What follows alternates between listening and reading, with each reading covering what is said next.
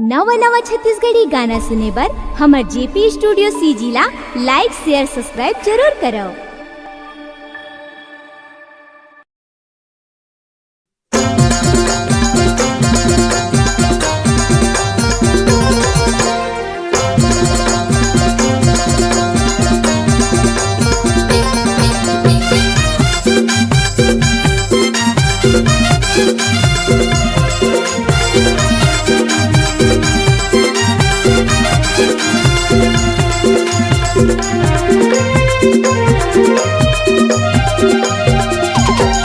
आगे आगे गुरु के जयंती चल दाई दीदी बहनी संगी।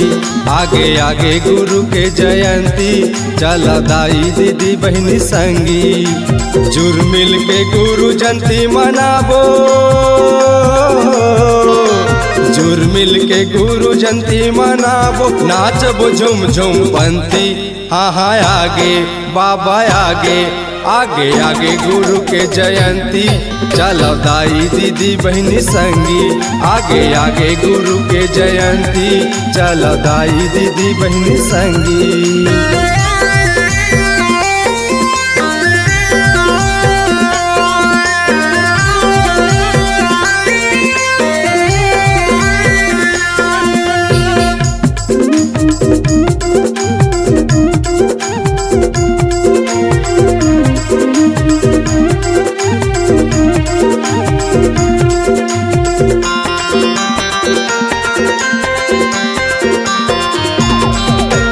आज 18 दिसंबर ल गुरु झुम झुम के मनाबो। तोड़ दिए निशानी म गुरु सादा झंडा लहराबो।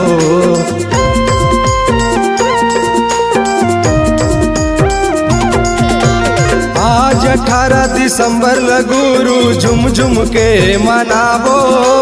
तोड़ दिए निशानी माँ बाबा सादा झंडा लहराबो। तोड़ दिए निशानी माँ गुरु सादा झंडा लहराबो। हाँ हाँ आगे बाबा आगे आगे आगे गुरु के जयंती चलो दाई दीदी बहनी संगी। आगे आगे गुरु के जयंती चलो दाई दीदी बहनी संगी।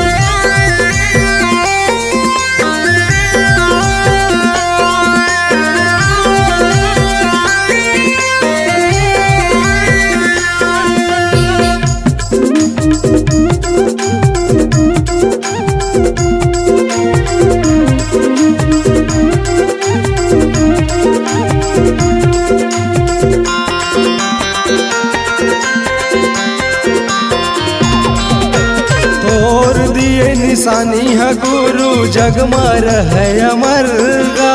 भाव भजन में डूबे रहे छोटे बड़े जन जन गा।